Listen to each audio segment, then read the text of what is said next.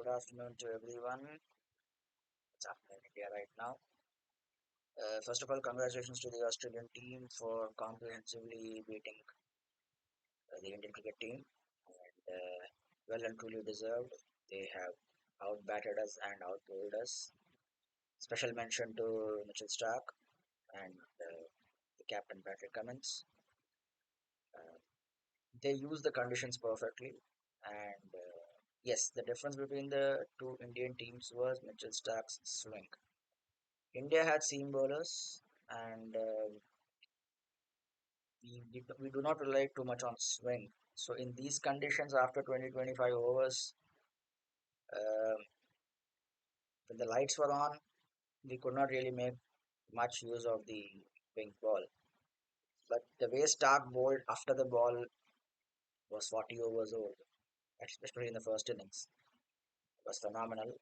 The ball to Ashwin, the ball to Harshit Rana, that swing which he got, we did not have a bowler in the team whose primary skill is that swing.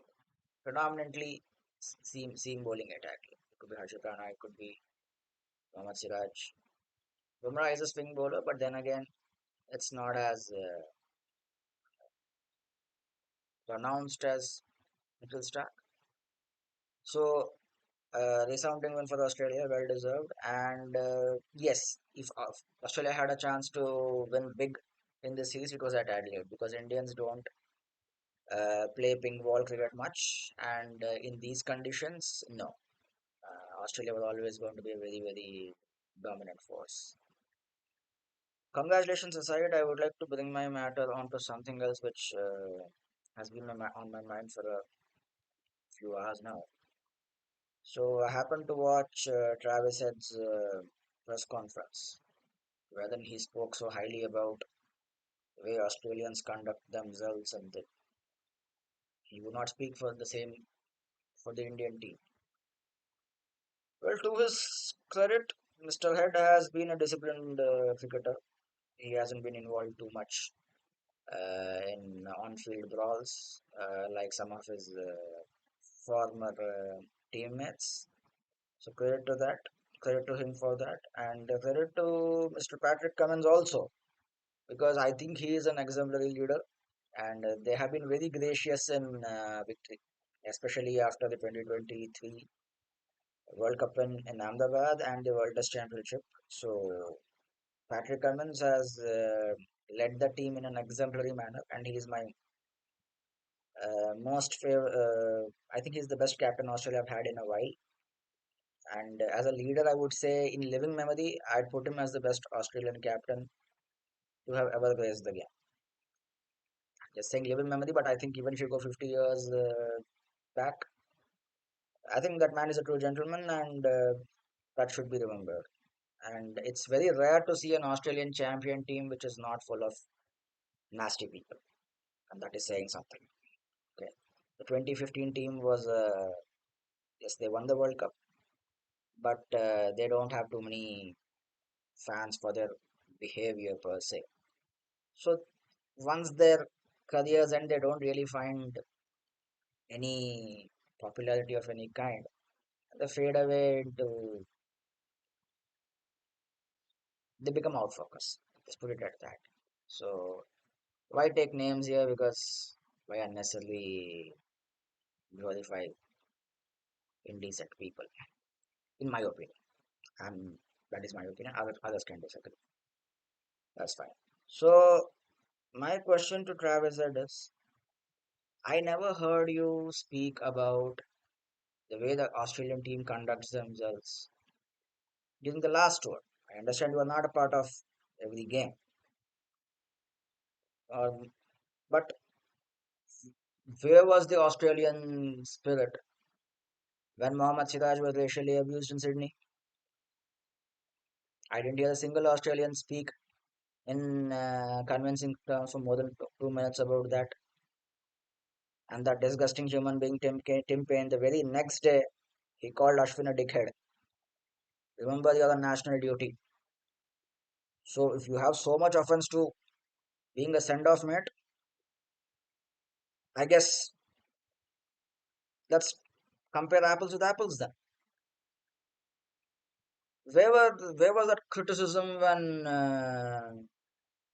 the amount of animosity shown towards the Indian traveling team at the height of COVID by your government, by your media, by the ex-cricketing fraternity, the players on the field, even Cricket Australia did not have the decency to provide basic facilities to the Indians in terms of gymming. No wonder you had so many injuries. People don't magically half their squad doesn't get injured just like that. It doesn't happen. It never happened previously. It never happened after that. So it's not the players' fault. You guys screwed up. Cricket Australia did not do a good job hosting. Rather, they did a horrible job hosting the Indian cricket team. I didn't see any kind of spirit of cricket, spirit of all the gentlemanly nonsense you're speaking about. I didn't see any of that. So you might think it's unrelated. Oh my God, why are you bringing all those things up? Public has memory, boss. You might think I just said some of the Australian people will be thinking that why are you getting that now? Travis Head didn't do anything personally. I'm not blaming Travis Head for that. But if you're so sensitive that you cannot handle a send off, then mate, I guess it's on you. I have no problem with Mohammed Siraj giving you a send off. And you said well bowled apparently. After you said something else also. Starts with the word F. So cut this nonsense, man. Okay? You won the game. You played very, very well. Celebrated. But don't come out and start giving lectures on morality and things like gentleman's spirit and all that. You're not qualified. You're a good human being, I have no doubt, which is more than I can say for most of the people who have played in the recent times for Australia. This team is a very good team. I will reiterate that. This is not for the sake of political balancing. I genuinely think Patrick Cummins is the best captain you people have had. 100 times better than Tim Payne, who I think is a nasty person in and out. So, yeah, I'm not showering with platitudes here. I do think you're a good man, and I think you're an exceptional cricketer. But do I think you are qualified to come and start saying such statements like gentlemanly spirit and stuff like that? No, you're not qualified. Stick to your game. He gave you a send off. Deal with it, mate. This is the Aussie way of talking, boss. You can say anything you want, just say mate after it. It's supposed to be like, it's acceptable. Anyway, unlike the Australians, I'm not abusing people, so I don't need to use the word mate really. But I guess better get used to saying the word mate. It's taken more easily in. So yeah, and Matthew Hayden. Oh my God, how can I forget the great man? The man who showed so much exemplary cricketing, gentlemanliness. Is that a word? Let's hope it is. Such gentlemanly attitude. And he was upset that the Indians did not give Travis Head a congratulatory send off after getting 100. Buddy, how many times have you given it? Some of us are old enough to remember how you played your cricket. All Australians become gentlemen after they're retired. They become as divine as Jesus himself. Oh my God. Buddy, you called somebody an obnoxious little weed. Shut the fuck up. Just shut the fuck up. Someone needs to say it. No, I don't reserve that. I usually reserve that phrase for the worst of human beings. I don't think you have that. But someone needs to tell you, boss. Stop preaching. Stop preaching. Okay? And if you have an offense with me telling you to shut up, I don't care. We as Indian cricket fans have dealt with enough of your nonsense, of your misbehavior when you were playing. Okay? So it would be good for you if you keep your preachiness to the Australian cricket team, which is surprisingly a very well behaved team. Once again, I will reiterate this Australian team, they have not misbehaved. Credit to them. In the last 4 years, they have won 3 trophies 2021, T20, 2023 ODI and Test, and they have been wonderful and they have behaved like champions. I will reiterate that 10 times because this should not be colored as a statement against the entire Australian cricketing fraternity. No, you call a spade a spade. Matthew Hayden was a speak to anybody who played against Matthew Hayden. They use the F word every 3 4 sentences. They were nasty people, people, champion players, but nasty players. And now you start behaving as if you're Gautam Buddha. Man, did you? How many people congratulated Virat Kohli after his Perth century? No, they walked off the team. They declared so. So as if it's like some kind of time honored tradition that every time somebody gets 100, don't have to abuse him, but you don't necessarily have to go and shake hands with him either. If it comes naturally at the moment, they will do it. And given the send off between Siraj and Travis Head, don't be surprised if at that moment it didn't feel okay to go and congratulate him. It's okay. So we can still appreciate the 100 and say that it's okay. We don't have to give every 100 a standing ovation necessarily as players. But you felt that, oh my God, it's what's wrong with you people? Let me show you the mirror, Matthew Hayden. It's high time someone showed you that.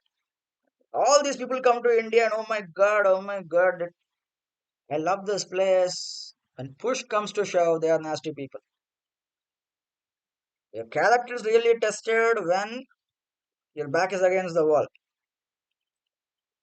So when Matthew Hayden, when you were playing, when push came to shove, apparently you heard the word big monkey. Big monkey. So no, stay quiet. Okay? It's good for you. Have a good day, gentlemen. Okay, that's it for today. I don't usually post cricketing videos, but it's slightly bothering me. Right? I felt the need to share it.